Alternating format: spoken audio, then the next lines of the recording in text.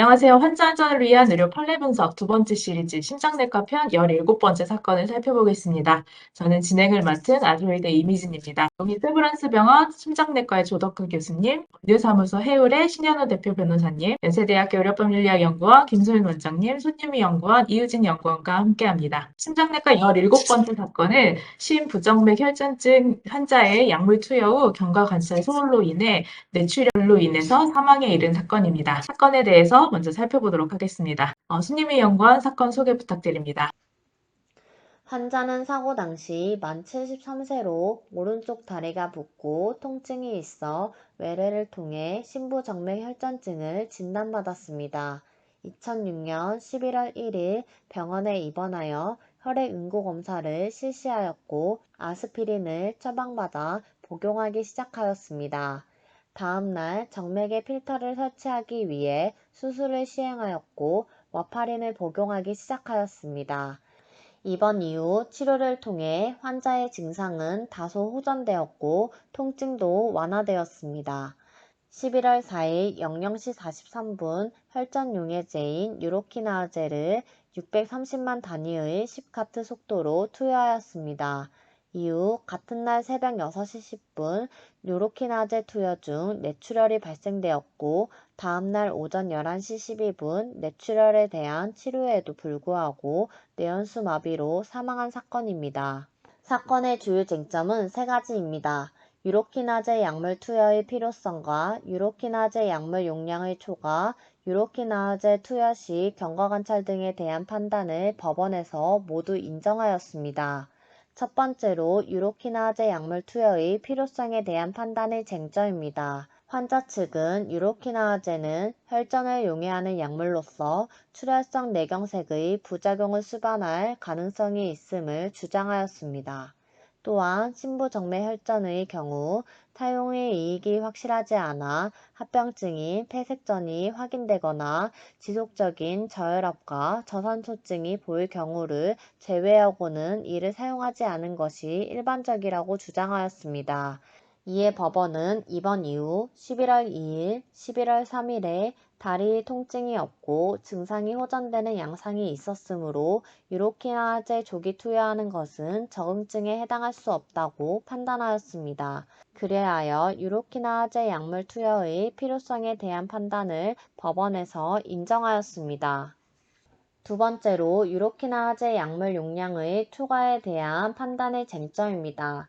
환자 측은 유로키나제 투여였어도 환자가 말초동과 정맥살점 환자이므로 초기 1일 동안 5만에서 25만 단위를 투여하고 그 이후 7일간 양을 줄여가며 투여했어야 함에도 불구하고 위급한 폐색점 환자에게 투여하는 양에 버금되는 양을 5시간 30분 동안 총 투여량은 140만 단위 정도로 단기간에 투여하여 정해진 용법을 지키지 않았다고 주장하였습니다. 이에 법원은 당시 혈소판 응지 억제제와 항응고제를 투여하고 있어 출혈의 가능성이 훨씬 높아진 상태였으므로 당연히 투여량을 조절했어야 함에도 오히려 약전에 정해진 용량을 늘려 투여하였다고 판단하였습니다. 의사에게 치료의 방법의 선택에 대한 재량이 보장되어야 함을 고려한다고 하더라도 투여의 필요성이 크지 않은 환자에 대하여 부작용의 위험성이 큰 약물을 투여하면서 필요한 용량을 초과하여 투여한 것은 치료의 방법의 선택에 있어 과실이 있다고 판단하였습니다. 그리하여 유로키나제 약물 용량의 초과에 대한 판단을 인정하였습니다. 세 번째로 유로키나제 투여 시 경과관찰 등에 대한 판단의 쟁점입니다. 병원 측은 뇌출혈이 발생한 이후 환자에 대한 혈액 응고 검사 결과가 전반적으로 정상치를 유지하고 있어 혈액 응고 검사를 하지 않은 결과에 어떠한 영향을 미치지 못한다고 판단하였습니다. 이에 법원은 뇌출혈이라는 중대한 부작용을 초래할 가능성이 있는 약물이므로 투여 시에도 주의 깊게 경과관찰을 하였어야 한다고 판단하였습니다. 또한 고령 환자로 이미 혈소판 응집 억제제와 항응고제를 투여하고 있어 출혈의 가능성이 훨씬 높아진 환자에게 유로키나제를 투여하고 아무런 모니터링을 하지 않은 부분에 대해 병원은 약물 투여 시 경과관찰에 중대한 과실이 있다고 판단하였습니다. 그리하여 유로키나제 투여 시 경과관찰 등에 대한 판단을 인정하였습니다. 이 사건은 심부정맥 혈전증 환자에게 약물 투여 후 경과관찰 소홀로 인한 뇌출혈로 결국 사망에 이른 사건입니다. 원인별로 하나씩 재발 방지 사항을 살펴보겠습니다. 우선 의료진을 포함한 직원 측면입니다. 약물 투여 시 정해진 용량을 지키지 않고 투여에 대한 근거가 부족한 부분의 재발 방지는 약물 투여의 근거 및 발생 가능한 부작용을 환자에게 설명하고 기록해야 합니다. 경과관찰을 위한 혈액 응고 검사 및 활력 징후를 측정해야 하며 약물 투여 시 처방의와 실시자의 이중 확인이 필요합니다. 모든 약물에 대해 구두 처방을 하지 않도록 합니다. 또한 부작용을 초래할 가능성이 있는 항응고제 및 혈전용해제 등의 약물 투여 후 경과관찰이 소홀한 부분의 재발 방지는 표준 진료 지침에 근거하여 혈전용해제 치료를 시행하여야 하며 혈전용해제 치료 중 헤파린을 중단하고 혈전용해제 투여가 끝난 후엔 APTT 검사와 24시간 이상 집중 검사실에서 환자의 상태를 관찰해야 합니다. 다음으로 의료기관 내 측면입니다. 병동 내 약품 사용 매뉴얼 및 투약 지침서 부재의 재발 방지는 병동별 다빈도 약품 매뉴얼을 제작하여 의료진에게 교육하고 비치하며 고주의 약물의 경우 납에 부착 및 분리 보관하여 투약 사고가 없도록 관리하여야 합니다. 마지막으로 법 제도적인 측면입니다. 약물 투약과 관련된 표준 지침서 배포 및 교육 미비한 부분의 재발 방지는 이중 확인이 필요한 고주의 약물을 지정하고 특정한 관리 절차가 매뉴얼로 제작하여 시행 및 배포해야 합니다. 조덕기 교수님께 먼저 좀 여쭤봐야 될 것 같은데요. 이 사건의 환자 상태랑 그리고 이 이제 유로키나제라는 약물이 사실 좀 핵심이었던 것 같은데요. 이 약물에 대해서 어떤 약물인지 좀 설명을 좀 부탁드려야 될 것 같습니다. 네, 이 환자를 히스토리를 이렇게 쭉 보면 다리 쪽에 부종이 생겼죠. 근데 부종의 원인을 이제 심부정맥 혈전증, 그래서 정맥에 혈전이 생기면서 피가 동맥으로는 가는데 정맥으로 돌아오지 않기 때문에 다리가 붓는 병이거든요. 근데 문제는 이제 정맥에 혈전이 있으면은 그 정맥이 있는 데가 많이 붓는 그런 불편함이 있고 그게 빨리 치료가 안 되면은 정맥의 기능이 떨어지기 때문에 혈전이 다 녹은 이후에도 붓기가 계속 남아있는 경우가 많습니다. 그래서 치료를 빨리 해야 되는 병은 맞고요. 근데 문제는 이제 여기서 더 진행하게 되면 다리에 있는 정맥이 떨어져 나가면서 폐동맥을 맞게 되는 폐동맥 색전증으로 진행할 수가 있습니다. 그래서 첫 번째 이제 이 환자가 왔었을 때 진행하는 것을 막기 위해서 와파린이라고 하는 항응고제라는 걸 사용했고요. 그다음에 IBC 필터, 하대 정맥에 필터라는 걸 넣어서 큰 혈전이 날아가는 것을 막아주는 기본 조치는 잘 했습니다. 요새는 이제 IBC 필터를 루틴리 하는 거를 미국 사회에서 큰 문제가 된 이슈가 됐던 게 있었는데 그 당시에는 필터 넣는 게 크게 이상한 건 아니었거든요. 그런데 이제 증상이 호전돼서 환자 혈압하고 맥박을 측정했다고 그랬는데 그게 나빠졌다는 얘기 없이 갑자기 유로카이네즈라는 약제를 사용하게 됐는데요. 이 약은 기존에 사용하던 와파린이나 헤파린 등등의 항응고제가 아니고 응고되는 걸 억제하는 약제가 아니고 이미 응고되어 있는 혈전을 녹이는 약제입니다. 엄청나게 강력한 약제죠.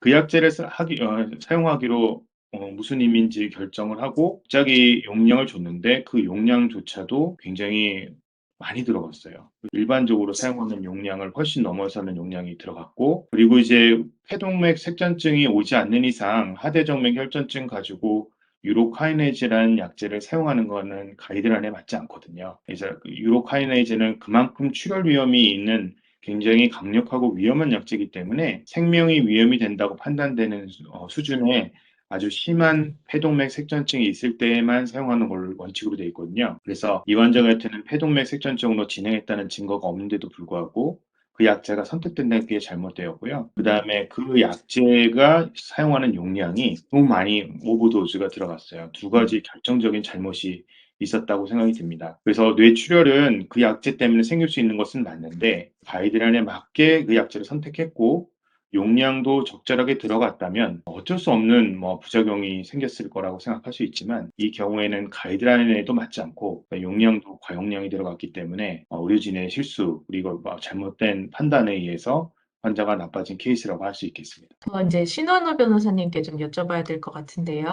법원이 의사의 처방 방법의 선택에 대한 재량, 그러니까 결국에는 이런 처방 방법이나 이런 선택을 의사한테 재량이 있다라고 이렇게 언급을 했는데 이 부분에 대한 설명을 좀 해주시면 좋겠습니다. 이런 치료 방법이나 치료 용량에 대해서는 의사의 재량을 상당히 많이 인정을 하고들 있어요. 그런데 지금 우리 조덕규 교수님 말씀처럼 이 환자는 이 판결에 나와 있는 거 보면은 한 5배에서 한 30배 정도를 쓴 것처럼 이렇게 과용량으로 나오고 또 그 부작용이 발생을 했기 때문에 이런 거는 재량권 일탈이다는 평가를 한 것 같아요. 그래서 이 건 같은 경우는 사실 이게 응급 상황이거나 아니면 응급 상황 아니래도 환자한테 이런 용량의 약물 또 부작용이 있는 약물을 투여한다는 동의를 받고 그리고 투약을 했더라면은 좀 면책의 가능성이 있지 않았겠나 싶은데 그런 그 법익교량 그러니까 쉽게 해서 의사들이 처방을 할 때 이 약물을 투여했을 때 얻을 수 있는 이익과 뇌출혈의 불이익이 있다. 근데 현재 그 약물이 투여할 필요가 있다고 생각을 한다. 이거에 대해서 환자가 결정을 해라. 그리고 용량은 좀 많이 투여하겠다. 이 정도의 설명을 했더라도 어느 정도 수인이 됐었을 텐데 그런 설명 없이 과량 투여했다는 점에 대해서 법원이 좀 드물게 인정한 것 같아요. 사실 저희들이 실무적으로 보면 약물을 좀 적게 썼거나 어느 정도 많이 썼다고 해서 그 자체를 가지고 과실 인정하는 판례는 그렇게 많은 것 같지가 않습니다.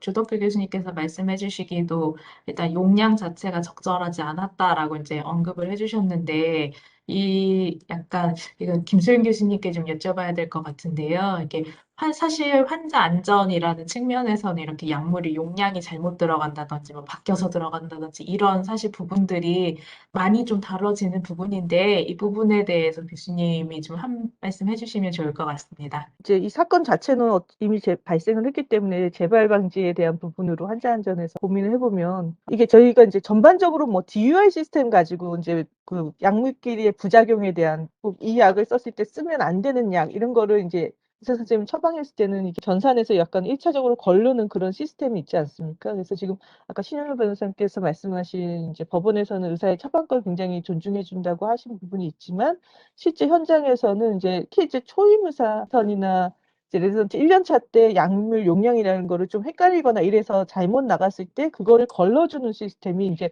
환자 안전에서 되게 중요한 약물에 대한 시스템으로 작용을 하고 있거든요. 그래서 어떻게 보면은 3월, 4월에 병원에 가지 말라는 얘기들 있듯이 이제 그때 이제 실수를 많이 저지를 수 있기 때문에 인턴이 잘못했다고 했을 때 병동에 이제 노련한 간호사가 그거를 이렇게 한 번 더 걸러준다든지 이런 식으로 그러니까 의사라는 것 자체가 절대적인 권위라고 인정받기 어려운 환자 안전 측면에서 그런 것들이 이제 이런 처방이나 잘못된 어떤 치의에 대한 부분들을 2차, 3차적으로 시스템, 병원이라면 이제 그런 걸러주는 시스템이 있어야 된다 이런 부분이 있거든요. 그래서 이제 이전에 환자 사고가 한 명이 실수를 한 것을 그 사람한테 모두 사고가 났을 때 책임을 지우는 쪽이었다면 지금은 한 명이 실수했을 때 병원이 시스템으로 왜 걸러주지 못했냐. 그래서 의료기관 전체의 어떤 책임 내지는 보건의료 시스템의 문제라고 보는데 이제 이렇게 어떻게 보면 심장내과 전문의 선생님이 한 고도의 어떤 처방 이런 것들은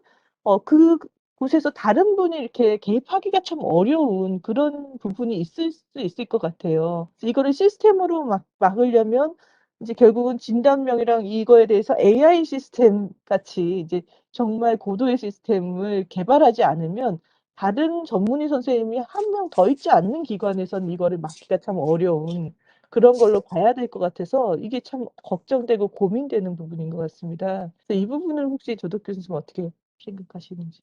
좋은 의견이시고요. 그 DUR 시스템에서 이 약제의 최대 용량을 넘어서면 워닝 사인을 주는 뭐 그런 거를 국가에서 뭐 어차피 DUR이 다 걸려 있기 때문에 처방할 때 조절을 해주면은 상당히 뭐 굉장히 좋을 거란 생각이 들고요.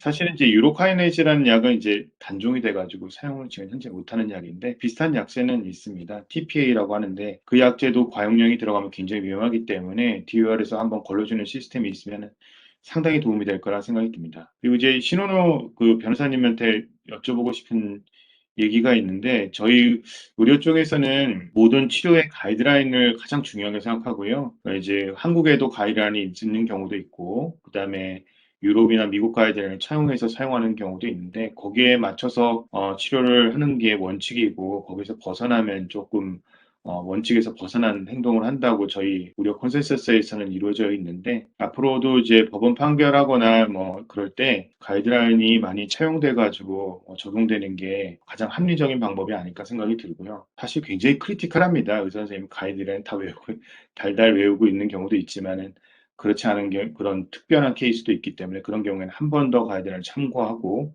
환자에게 정석, 루틴대로 이제 치료할 수 있는 근거를 마련하는 면에서도 그렇게 활성화되는 게 좋지 않을까 이렇게 의견을 드려봅니다. 예, 그 말씀 맞는데요. 사실은 이제 이 소송 실무적인 면에서 볼 때 그 가이드라인이 공개되는 경우가 그렇게 많지가 않아요. 이게 어떻게 보면 뭐 한의학에서 얘기하는 비전 비슷하게 각 병원들마다 조금씩 이게 차이들이 있거든요. 그리고 그러면 그 가이드라인을 제시를 해서 그 범위 내에서 치료했다는 점을 입증을 하고 요구를 해도 대부분의 병원은 우리 그런 가이드라인 없다 해서 공개를 안 해요. 그래 그런 점에서는 오히려 좀 이 공개하고 범위 내에서 치료했다는 점을 적극적으로 입증할 수 있도록 하면 각 대학병원별로 표준화된 그 진료 지침이 좀 만들어지지 않을까 하는 생각이 있습니다. 그리고 이 사건 판결은 좀 특이한 게 손해배상 범위에 있어서 73세가 되신 환자인데 2년간의 이 일실소득을 인정하는 사례예요. 이 당시만 하더라도 우리나라에서 60세까지만 그 가동연화를 인정을 해줬었거든요. 근데 이 73세에서 2년 정도 더 이렇게 인정한 거는 지금도 이게 잘 인정이 안 돼요. 우리가 60세에서 65세로 가동연화를 그 연장한 게 2019년도예요. 그거보다 10여 년 전에 발생된 사건에 대해서 2년을 더 인정해서 75세까지 인정해줬다는 건 아마 법원 입장에서는 과실이 굉장히 있다고 생각을 했던 것 같아요. 그런 좀 우리가 받아들일 때 좀 이렇게 특별한 케이스의 사건 같습니다. 네, 이번 사건 여기까지 다루려고 하는데 혹시 마치기 전에 추가로 해주실 말씀 있으실까요? 없으시면 이번 사건 여기까지 다루도록 하겠습니다. 감사합니다.